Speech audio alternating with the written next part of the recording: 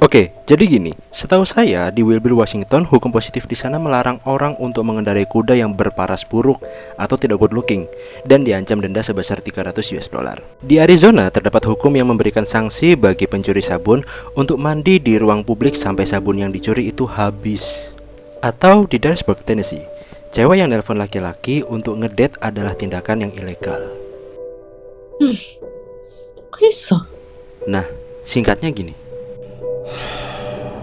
Beberapa bentuk hukum di atas, even though look weird, sebenarnya merupakan respon dari human needs, which is akan kembali kepada konsep dasar manusia dengan jiwa hidup bebas yang perlu ditahan karena problematis ketika diletakkan dalam komunitas sosial. Because freedom di dalam dirinya akan mengalami jedor-jedor dengan freedom individu lain atau bahkan dengan makhluk lain sehingga ia harus terikat dengan tata kosmik. So, manusia butuh aturan mengenai hubungan dengan orang lain, alam, atau barang mati melalui tata aturan, norma, nilai yang menjadi kesepakatan universal yang harus ditaati di suatu wilayah. Terlihat sulit dipahami. Oke, jadi gini, intinya hukum itu diposisikan sebagai alat untuk melakukan kontrol sosial. Yup, kontrol sosial.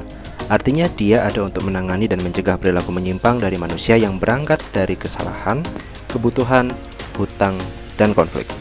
Karena hukum sejatinya dibuat oleh orang yang berwenang, seperti pemerintah. Outputnya, pemerintah akan mengeluarkan hukum berupa peraturan untuk memberikan hukuman, bantuan, pembayaran, hingga resolusi dari sebuah konflik.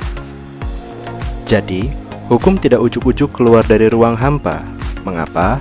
Karena hukum berupa peraturan akan diciptakan oleh manusia akibat dari kebutuhan manusia itu sendiri. Dan kebutuhan manusia itu bisa jadi terbatas ruang dan waktu. Kebutuhan manusia pada zaman dahulu belum tentu cocok dengan zaman sekarang. Kita kenal hukum tentang pidana melalui media sosial. Ya, itu bagus ketika ditaruh di masa sekarang, masa revolusi industri 4.0. Tapi, apakah di masa kerajaan Majapahit dibutuhkan? Lalu, hukum yang berlaku di wilayah A belum tentu dibutuhkan dengan wilayah B. Gimana ya? Gak mungkin kan peraturan di Wilbur Washington tentang hukuman bagi pengguna kuda yang berparas buruk diterapkan di Indonesia? Ya, gak mungkin.